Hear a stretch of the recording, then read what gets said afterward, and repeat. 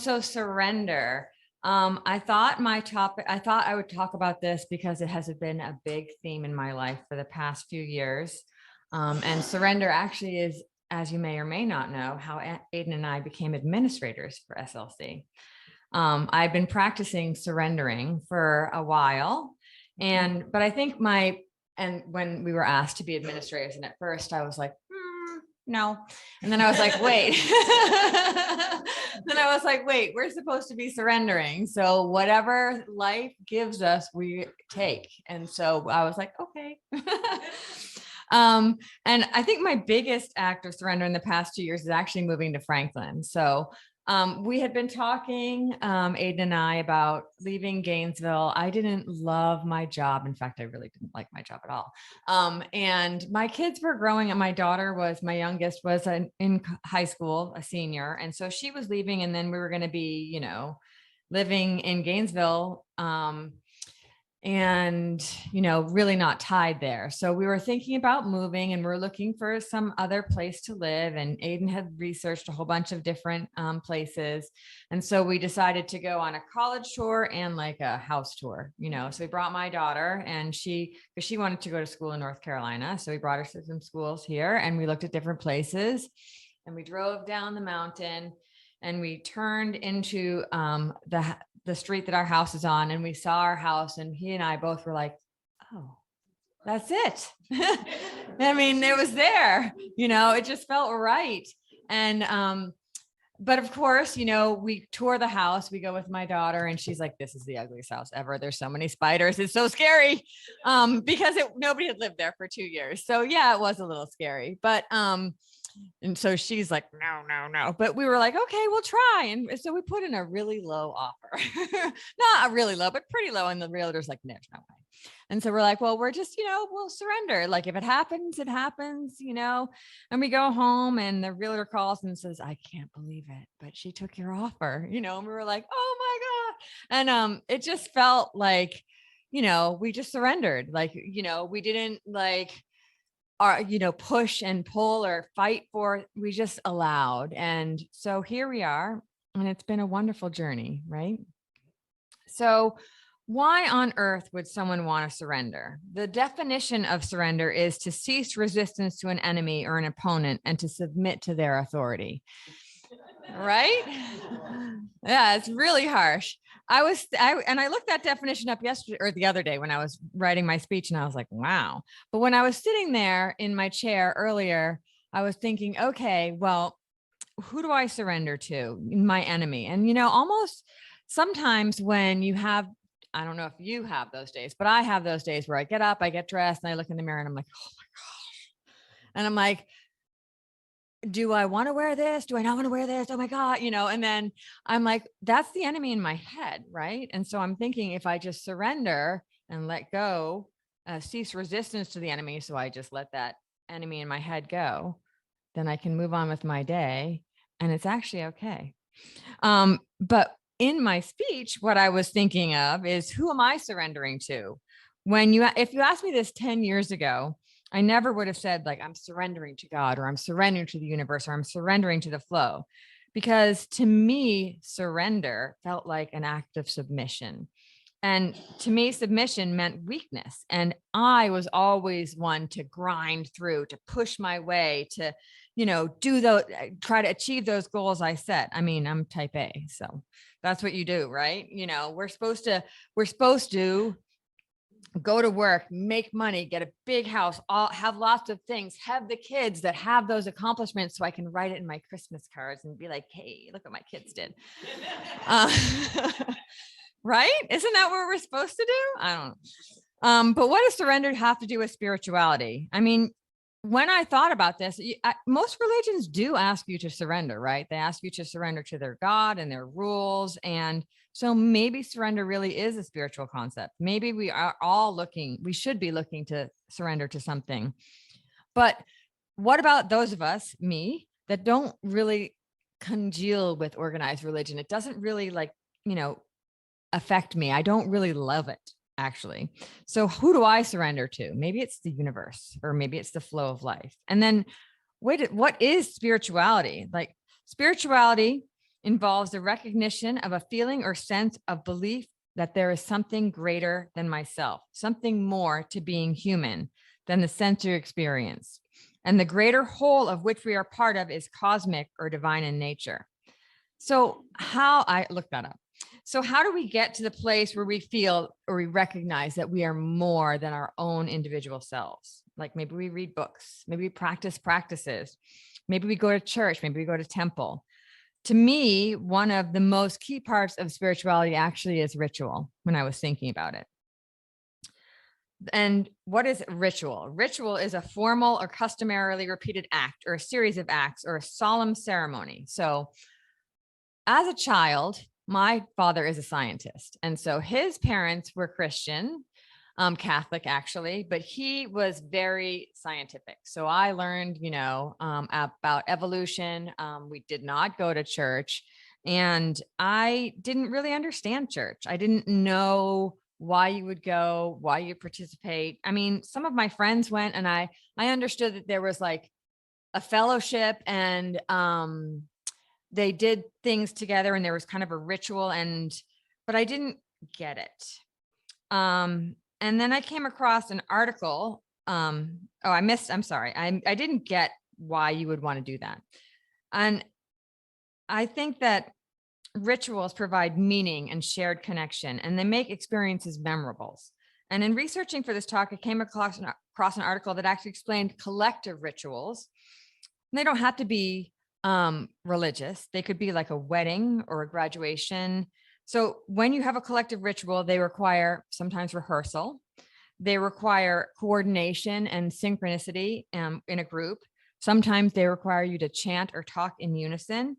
And when you do this, acting as a group, it makes you feel connected, but actually it makes your heart rate synchronize and it increases serotonin. It was actually, they did some research on it. And I thought, oh, how interesting, so that ritual actually affects our bodies. And so back to me.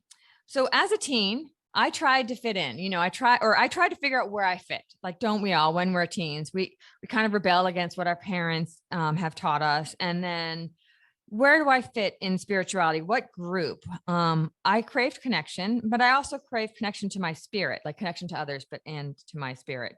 But I did a lot of solitary things because I didn't know how to find a group. And also, if you're not part of a group as a child, it kind of feels weird to me. It felt weird to me to try to find a group. And so I tried to hone my own beliefs. But you know what? It's easier to know what you don't, or it was easier for me to know what I didn't believe than what I did. So I didn't believe that Jesus died for my sins on the cross. Sorry for those who do, but I didn't believe that. And I didn't believe in God up there looking down on me here, like, this is your life and this is what you should do. Because I believe in free will. And it didn't feel right that there would be a supreme being and he's like, oh, let's do this. And then all these people kill each other for religion, So I didn't believe that. What I found was yoga. And, so at first I was only doing it to exercise because that's what that's where I learned it. My mom was doing it. She had a DVD and I was doing it for exercise and I loved it. And then I started attending classes, and there's something different about doing a practice, even if it's spiritual, on your own, and then doing a practice with others. As we know, when you're in a room with others, or I just said, you kind of get that connection, that energy. And I didn't realize it at the time, but it was actually a ritual, right? We moved in unison. We talked in unison. Sometimes we did a chant at the end, or we said namaste at the end, and everybody did that.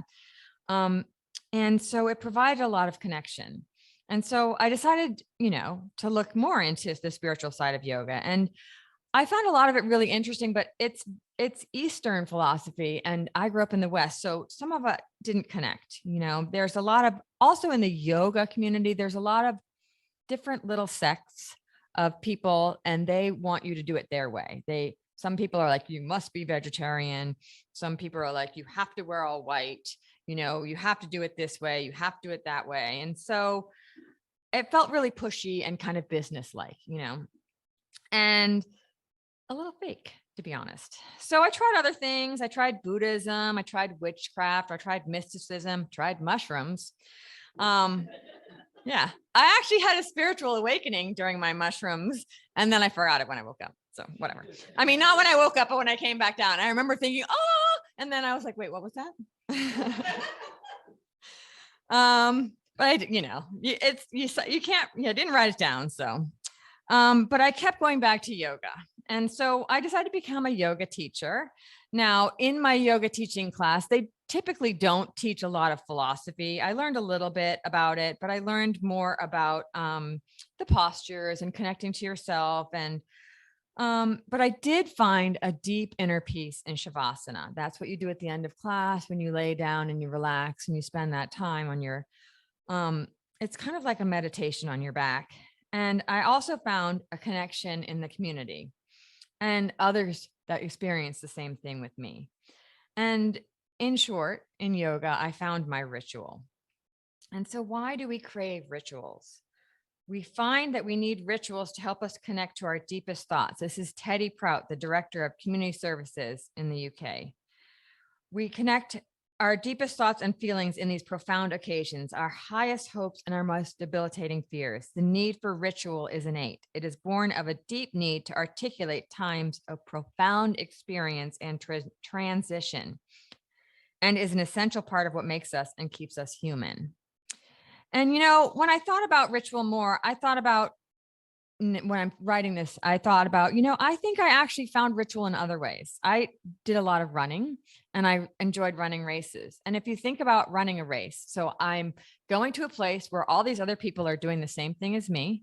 We start at the same time, we end at the same time, we have the same goal. We're doing it separately and yet together. And there is a deep feeling of community there.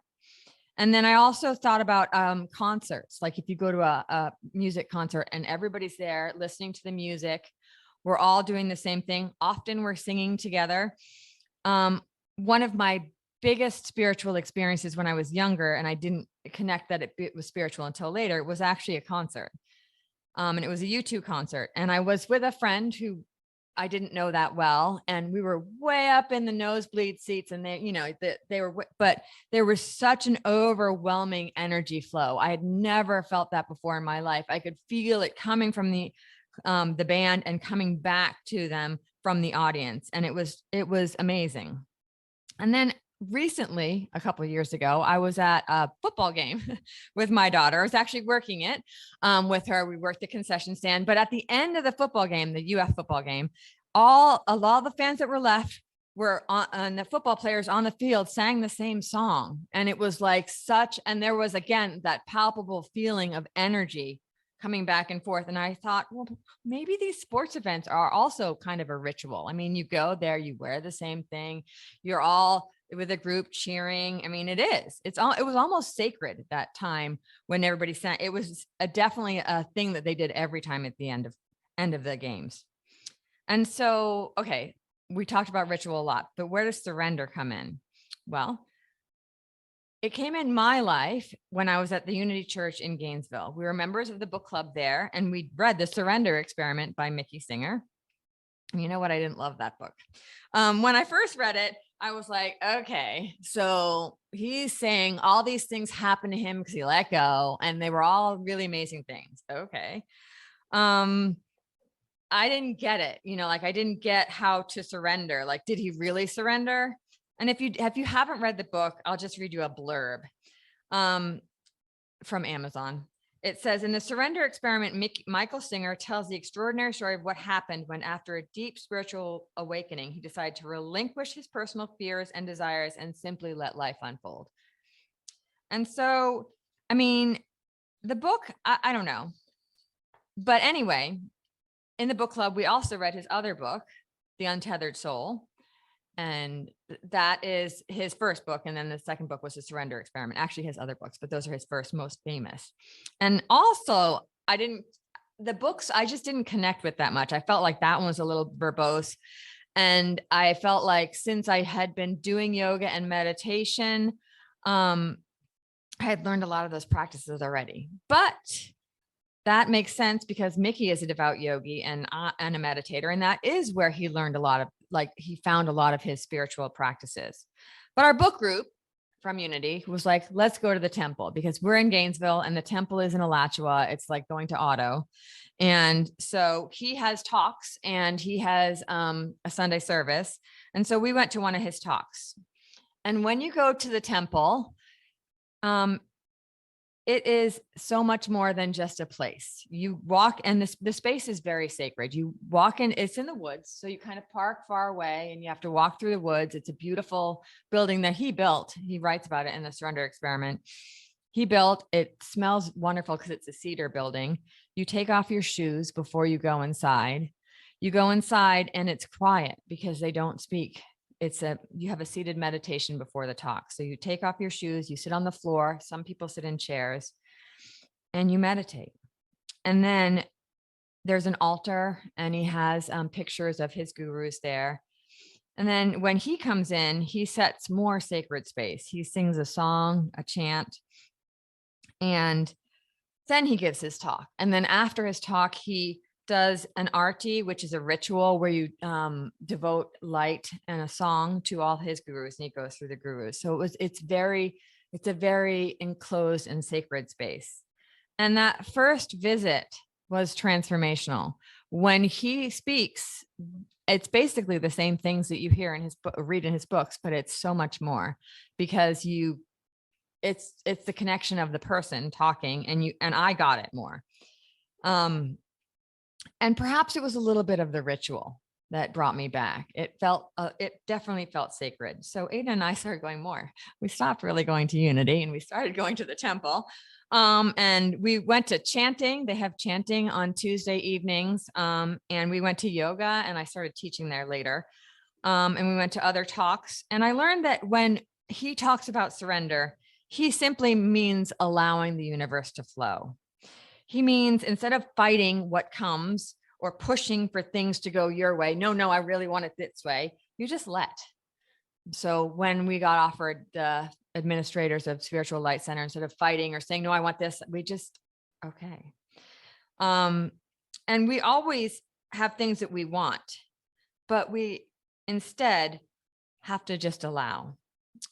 The thing is that we have to learn is how to be okay when your mind is not okay, which is exactly what I was saying when I'm like, oh my gosh, look what I look like in the mirror. I don't want to wear this. You have to learn to be okay when your mind is telling you something else. And you have to learn to be okay when your heart is not okay.